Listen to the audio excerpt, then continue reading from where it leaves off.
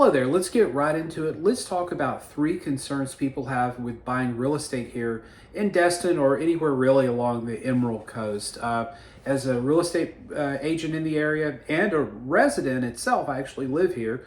I've got some insights that I'll share with you. And, we hear the same, it's just like anything else in life, we hear the same objections over and over. And so here are the three most common that I see, both as someone in the real estate business, but also just as someone who talks to a lot of tourists and visitors that come to our little slice of heaven, different times of the year.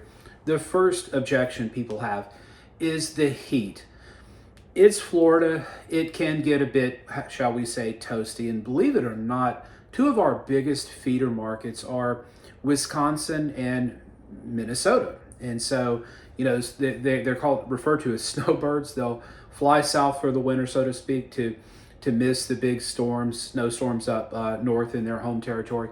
Well, occasionally, some of these snowbirds decide just to stay down south. They're like, hey, why go back up there when we can live away from the cold pretty much year round? So, it does get hot. Our hottest months kind of mirror the tourist season, the peak season as well. So really, May's not that bad. In June, sometimes, the main trouble spots are July, August, and about half of September, depending on what's going on in the tropics. So it does get hot. It'll be in the mid 90s. There's humidity as well.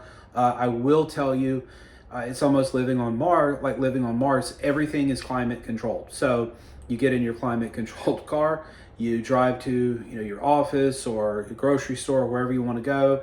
There's AC there. If AC breaks for whatever reason, that's a big deal, and it gets fixed almost immediately because people have come accustomed to that. So so in those key months, it is hot, and so what people do is they adjust their schedules. It gets daylight here at 5:30, 5:45 in the morning in the summer. I know because I have a mini Aussie and a pug that demand to go on a walk first thing, in the morning before the sun rises. So I'm out there.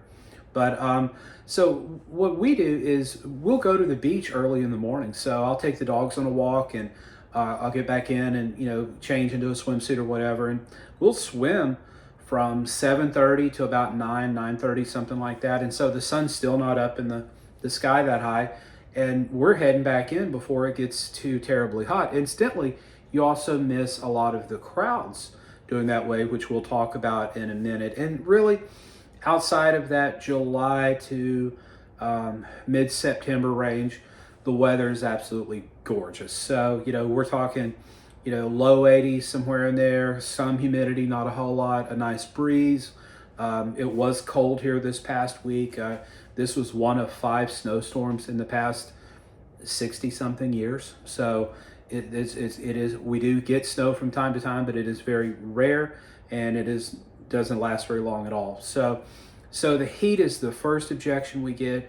Another objection we hear from time to time is the fact that, golly, man, maybe Destin has too many people. Maybe it's just overcrowded. And again, during that peak season, so from when the end of the K through 12 school for the year, so mid-May to end of May, depending on where you're at in the country, through about early August.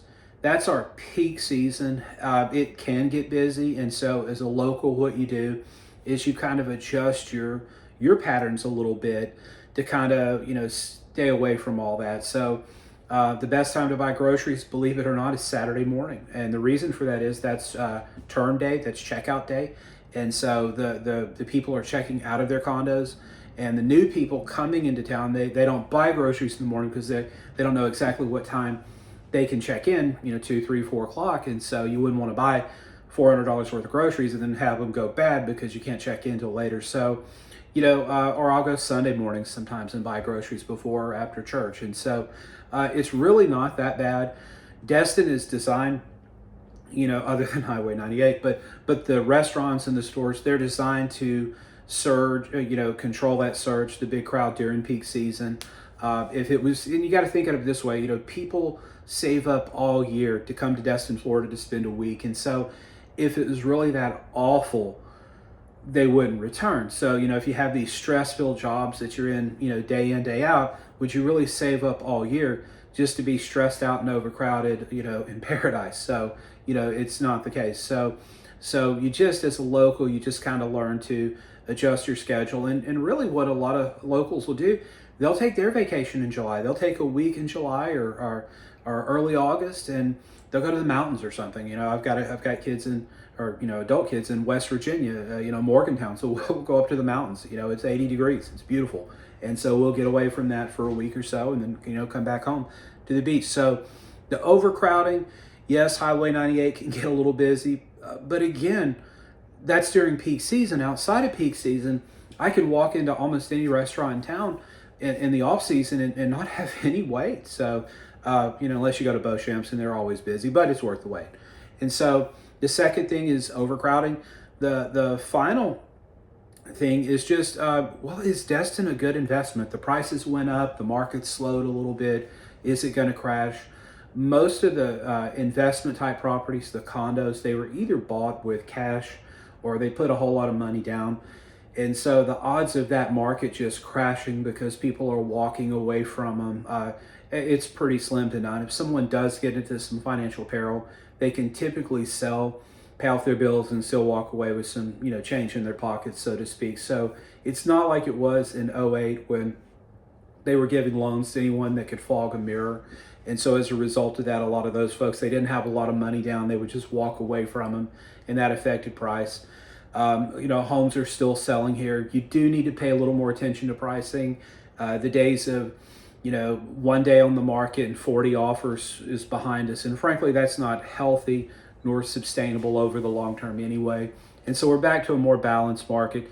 Real estate sells here every day of the week. And so if you price it right, as a Destin home seller, you can still sell without too much of a hassle. So those are the three reasons people mention, the heat, the overcrowding, and then just, is Destin a good place to invest or not? And, in the investment terms, kind of wrapping that up, time is your best friend. There was a resort tower here, I won't mention the name, across from Big Kahunas, but when it was built in the late 90s, mid to late 90s, people were like, oh my gosh, who is going to spend $119,000 on a 2-bedroom condo?